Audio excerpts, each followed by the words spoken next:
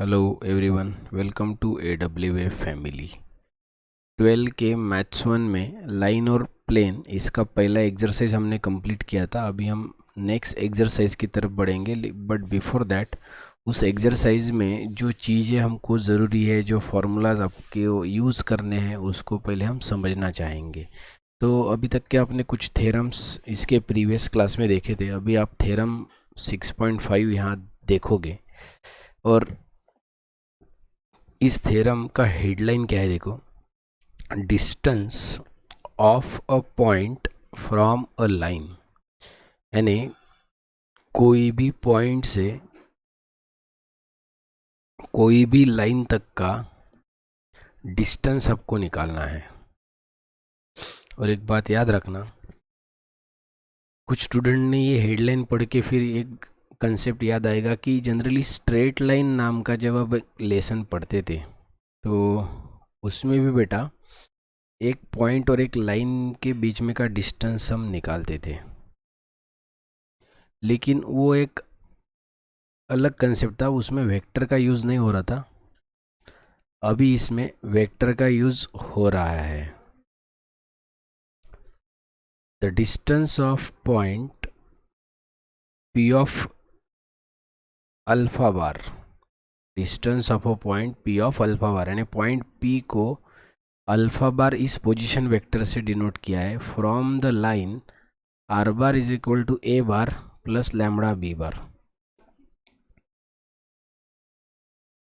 तो ये लाइन है और ये पॉइंट है। तो इस लाइन से लेकर इस पॉइंट तक का डिस्टेंस आपको निकालना है, और वो कैसे? Square root of mod of alpha bar minus A bar whole square minus bracket alpha bar minus A bar dot B upon mod of B bar उसका होल स्क्वायर। अब ये अगर आपको प्रूव करना है, ये फॉर्मूला कब यूज़ करेंगे? जब आपको लाइन वेक्टर फॉर्म में गिवन और एक पॉइंट आपको पता हो, और उस पॉइंट से लेकर उस लाइन तक का अगर आपको डिस्टेंस पूछते हैं। तो इसका प्रूफ देखो बेटा। The line R bar is equal to A bar plus lambda bar passes through point A, यानी ये जो एक लाइन है ये एक पॉइंट से पास हो रहा है, दैट इज ए, उसका पोजीशन वेक्टर ए बार, और आपको पता है उस लाइन को ही ये एक पैरेलल वेक्टर होता है बी बार, क्योंकि ये लाइन का इक्वेशन कब हमको मिलता है? It is a vector equation of line when line is passing through point and parallel to vector. Okay, यही तो हमने पिछले एक्सरसाइज में पढ़ा था। उसके बाद एक पॉइंट P है, let M be the foot of perpendicular. अब आप देख सकते हो यहाँ पे ये जो पॉइंट P से लाइन हमने निकाला, तो ये M जो है ना वो उस लाइन का फुट है, फुट बोले तो बॉटम, और परपेंडिकुलर है, इसलिए आप इसको फुट ऑफ परपेंडिकुलर इसको बोला जाता है, foot of perpendicular. Come on, अब बढ़ो आगे और सोचो।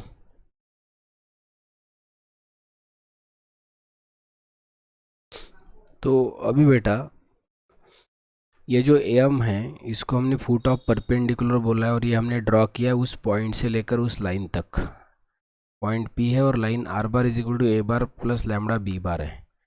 तो अभी आप यहाँ देख सकते हो कि एम, या फिर उसको मॉड ऑफ एम बार, यानी इसको मैग्नीट्यूड बोलते हैं।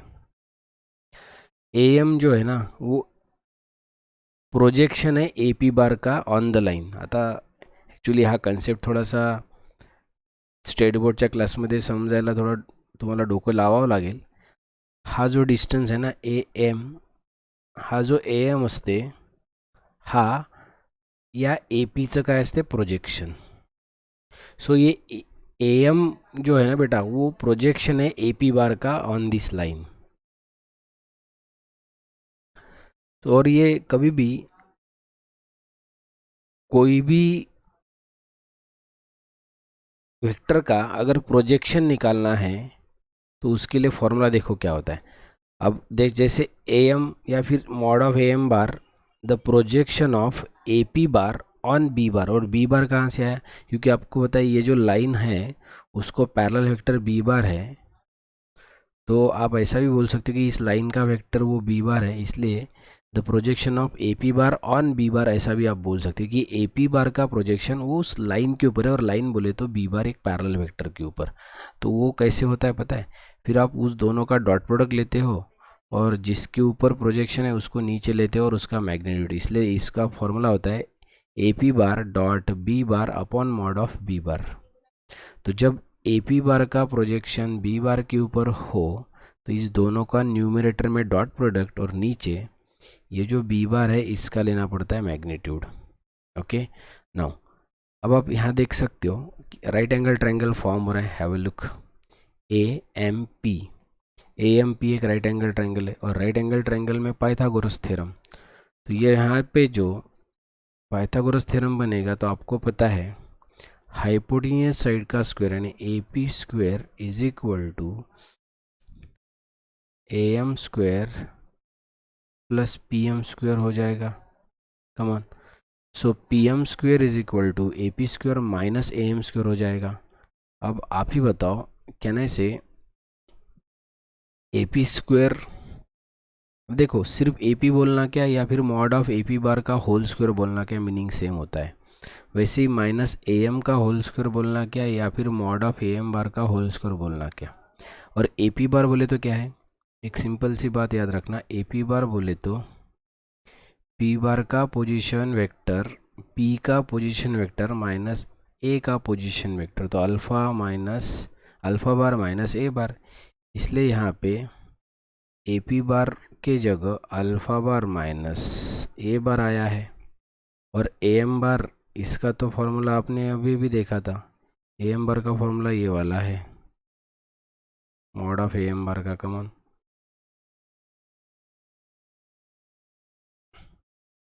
तो क्या आएगा ए पी बार, और what is this A P बार, ये जो ए पी बार है उसका हो रहा है अल्फ़ा बार माइनस ए बार, इसलिए आप इस फॉर्मूला भी देख सकते हो alpha bar minus A bar dot B bar upon mod of B bar उस ब्रैकेट का होल स्क्वायर, क्योंकि यहाँ पे होल स्क्वायर चाहिए। लेकिन ये पी एम स्क्वायर है। अच्छा, ये पी एम स्क्वायर ही क्यों हम निकाल रहे हैं, क्योंकि पी एम ही तो है जो पॉइंट पी से लेकर पॉइंट एम तक का डिस्टेंस है, तो और वो जो पॉइंट एम है वो लाइन के ऊपर है, इसका मतलब पॉइंट पी से लेकर इस लाइन तक का डिस्टेंस, और वो भी परपेंडिकुलर डिस्टेंस। ये कौन सा डिस्टेंस है, परपेंडिकुलर डिस्टेंस। कम ऑन, और ये निकालने के लिए हमने पाइथागोरस थ्योरम का यूज़ किया। बहुत सिंपल सा और छोटा सा थ्योरम है बेटा, बस एक बार ये प्रोजेक्शन वाला कंसेप्ट क्लियर करना है, उसके बाद पाइथागोरस थ्योरम लगाकर आंसर निकालना है। और ये पी एम स्क्वायर था, उसका स्क्वायर रूट लेते हो तो ये ऐसे मिलेगा, और यही तो थ्योरम है जो आपको प्रूव करना था। इसलिए लास्ट में आप क्या कंक्लूड करोगे, the distance of a point P, यहाँ पे आएगा P of alpha bar from the line R bar is equal to A bar plus lambda B bar is P M is equal to square root of mod of alpha bar minus A bar whole square minus bracket alpha bar minus A bar dot B bar upon mod of B bar का whole square. Okay ना, अब इसके ऊपर के कुछ problems आप आराम से पढ़ सकते हो। कमान बोलो, find the length of perpendicular drawn from the point, ये पॉइंट है तो इसके भरोसे आप अल्फा बार, तो 3i प्लस 2j प्लस के, तो ये अल्फा बार है। फिर ये R bar is equal to ये ए बार प्लस लैम्बडा और बी बार। कमॉन, तो आपको ए बार पता है, आपको बी बार पता है और आपको अल्फा बार पता है, तो आप इस फॉर्मूले में देखो सिर्फ तीनों ही चीज़ों की आपको कंसेप्ट पता होना चाहिए, ए बार, बी बार और अल्फा बार, बस उसको यहाँ रखना है तो आपको आंसर मिल जाएगा। चलो देखो फिर नेक्स्ट स्टेप में वही किया है, यहाँ पे ये अल्फ़ा बार, ये ए बार और ये बी बार, तो अल्फ़ा बार माइनस ए बार हम निकाल लेंगे तो उसका वैल्यू ये आ गया। फिर उसका मॉड, मॉड बोले तो क्या है, ये जो कोएफिशिएंट्स होते हैं उसका स्क्वायर और एडिशन। यहाँ पे देखो स्क्वायर रूट के अंदर हर एक का स्क्वायर और उसका एडिशन किया है तो ये √66 आ गया है। फिर आपको alpha bar minus A bar bracket complete dot B bar, इसका डॉट प्रोडक्ट करते हो तो -17 आ जाएगा, -17 आ जाएगा। और बी बार, ये जो बी बार है इसका अगर आप मॉड लेते हो तो ये √17 आ रहा है। और हर वैल्यू पता चल गया और उसको आप अगर रिक्वायर्ड फॉर्मूले में रख देते हो तो फाइनली सॉल्व करने का आंसर 7 आएगा। तो ये सॉल्व एग्जाम्पल है, ये इसी प्रकार से जब हम एक्सरसाइज के प्रॉब्लम पढ़ेंगे तो आपको पता चलेगा। फिलहाल आप ऐसा समझ सकते हो। चलो next question, find the distance of point 0,2,3 from the line x+3/5 is equal to y-1/2 is equal to z+4/3।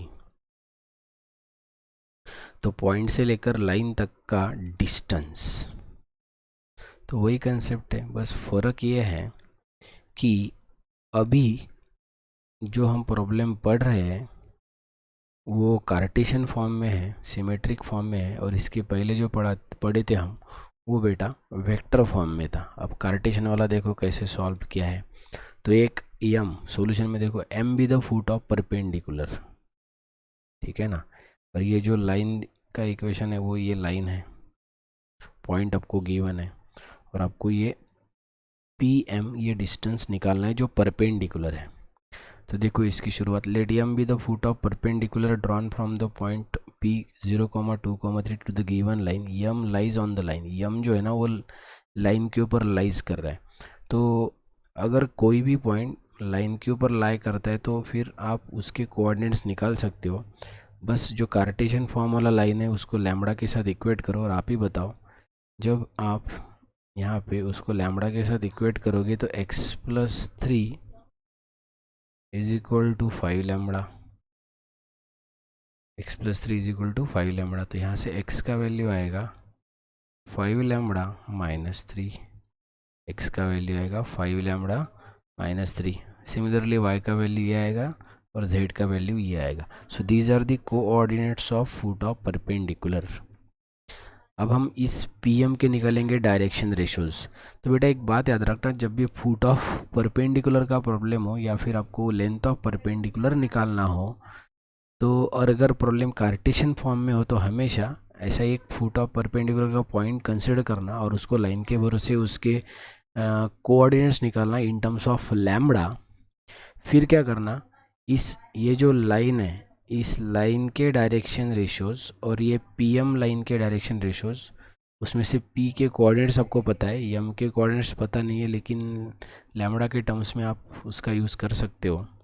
Line के तो डायरेक्शन रेशोज़ सीधे होती है, जो है ना, these are the direction ratios, ये 5 ये 2 और ये 3, this is the direction ratios of line. यहाँ लिखा है direction ratios of given line are 5,2,3। तो लाइन के डायरेक्शन रेशोज़ पता चल गए। अब आपको चाहिए डायरेक्शन रेशोज़ का के पीएम इस लाइन के, क्योंकि पीएम ये लाइन और गिवन वाला लाइन एक दूसरे को परपेंडिकुलर है। तो जब भी दो पॉइंट के बीच में आपको डायरेक्शन रेशोज़ निकालना है तो it looks like x2 - x1 y2 - y1 z2 - z1। So x2 का वैल्यू 5 लैम्बडा -3 माइनस x1 का वैल्यू 0, x1 बोले तो ये है, और इसके कोऑर्डिनेट्स x2 y2 z2 है। तो ये हमने अभी निकाले हैं m के कोऑर्डिनेट्स, और p के कोऑर्डिनेट्स आपको पता है, तो m के कोऑर्डिनेट्स माइनस p के coordinates, it gives you direction ratios. After solving you got this one, ये मिला है। तो ये pm लाइन के डायरेक्शन रेशोज, ये गिवन लाइन के डायरेक्शन रेशोज। और एक बात याद रखना, जब भी कभी दो लाइन परपेंडिकुलर होते हैं तो कंडीशन ऑफ परपेंडिकुलर लाइन, तो कंडीशन ऑफ परपेंडिकुलर लाइन क्या होता है पता है, a1 a2 प्लस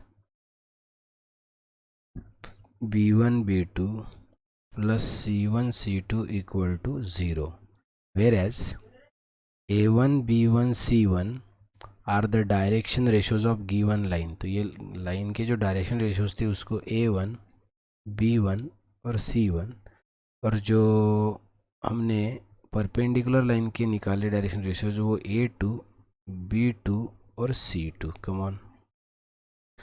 तो बस आप ये कंडीशन यूज़ करो, A1 A2 plus B1 B2 plus C1 C2, solve करो तो आपको लैम्बडा का वैल्यू मिल जाएगा। बस ये लैम्बडा का वैल्यू उठाकर इस यम में रख दो तो आपको coordinates of foot of perpendicular मिल जाएंगे। तो लैम्बडा का वैल्यू आप एम में रख के देखो तो वो मिल रहा है 2,3,-1। और जब भी आपको ये दो पॉइंट पता चल गए पी और एम और उसके कोऑर्डिनेट्स आपको पता है, तो distance between two points is calculated by using distance formula. तो ये डिस्टेंस फार्मूला है बाय डिस्टेंस फार्मूला।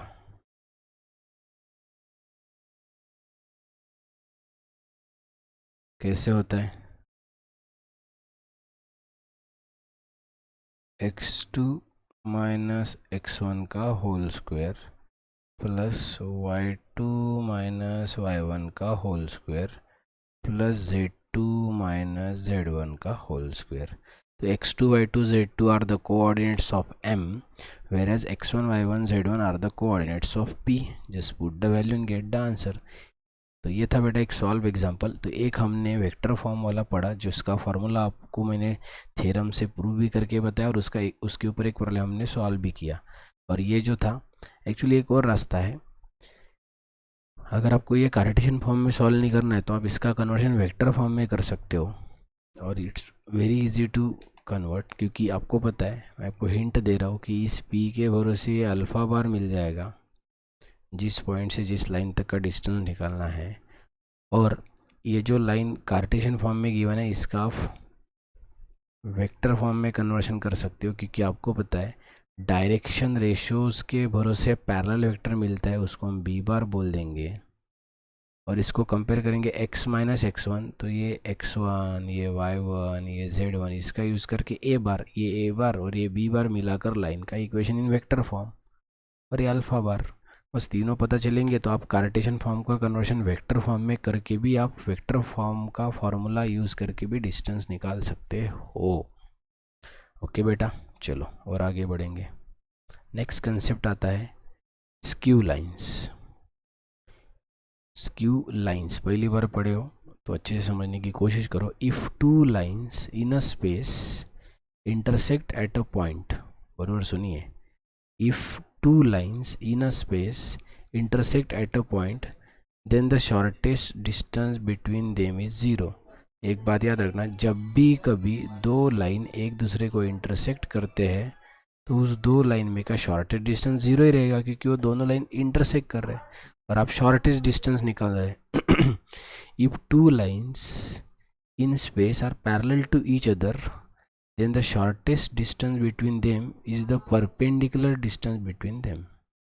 यानी जब दो लाइन एक दूसरे को पैरेलल रहेंगे, जैसे एक पहला लाइन और ये एक दूसरा लाइन, तो आप बताओ जब दो लाइन अगर एक दूसरे को पैरेलल है तो उसमें का शॉर्टेस्ट डिस्टेंस तो हमेशा सेम रहेगा, क्योंकि वो कम ज़्यादा तो होगा ही नहीं। तो ये जब दो लाइन पैरेलल होते हैं तो उसका शॉर्टेस्ट डिस्टेंस होता है the perpendicular distance between this two parallel lines. लेकिन अगर दो लाइन सपोज एक दूसरे को इंटरसेक्ट करते हैं तो इसमें का शॉर्टेस्ट डिस्टेंस ज़ीरो हो जाएगा। इसे यहाँ ज़्यादा है यहाँ कम है, कम होते जाते लास्ट में ज़ीरो मिलेगा। तो ये जो है ना, ये बहुत इम्पॉर्टेंट है। A pair of lines in space which neither intersect each other, यानी ऐसे कुछ लाइंस जो a pair of lines in space which neither intersect each other, यानी जो लाइन एक दूसरे को इंटरसेक्ट भी नहीं करते हैं और पैरेलल भी नहीं होते। एक्चुअली ये टॉपिक पढ़ने से पहले आपके दिमाग में एक ही कंसेप्ट था कि दो ही प्रकार के लाइंस होते हैं, क्योंकि इसके पहले आपको कभी बेटा स्क्यू लाइन के बारे में पढ़ने का मौका ही नहीं आया। इसलिए आप जनरली यही दिमाग में रखते थे कि एक तो दो लाइंस पैरेलल रहेंगे, नहीं तो फिर वो एक दूसरे को इंटरसेक्ट होंगे, इसके अलावा कुछ हो नहीं सकता। लेकिन आज पता चला है आपको कि जो लाइन इंटरसेक्ट भी नहीं होते हैं और जो लाइन पैरेलल भी नहीं होते हैं वो लाइन स्क्यू लाइंस होते हैं। वो लाइन कौन से लाइन होते हैं? स्क्यू लाइंस होते हैं। कम ऑन, और स्क्यू लाइंस, अब कुछ लोग सोचेंगे सर ऐसे कैसे हो सकता है, एक तो इंटरसेक्ट होनी चाहिए नहीं तो फिर पैरेलल। बट बेटा कोई भी दो लाइन, बराबर सुनिएगा एक एक वर्ड, कोई भी दो लाइन इंटरसेक्ट या पैरेलल तभी होंगे जब वो एक प्लेन में रहेंगे, यानी वो को प्लेनर होने चाहिए। लेकिन अगर सपोज एक लाइन दूसरे प्लेन में है और दूसरा लाइन दूसरे प्लेन में है, यानी अलग अलग प्लेन में अगर दो लाइन से, तो फिर उस दोनों का तो कभी मिलन हो ही नहीं सकता, ना वो दो लाइन कभी एक दूसरे को पैरेलल हो सकते। इसलिए याद रखना स्क्यू लाइन को दूसरा नाम है, skew lines are non coplanar, यानी स्क्यू लाइंस हमेशा क्या होते हैं, नॉन कोप्लेनर होते हैं। स्क्यू लाइन हमेशा क्या होते हैं, नॉन कोप्लेनर होते हैं। Come on.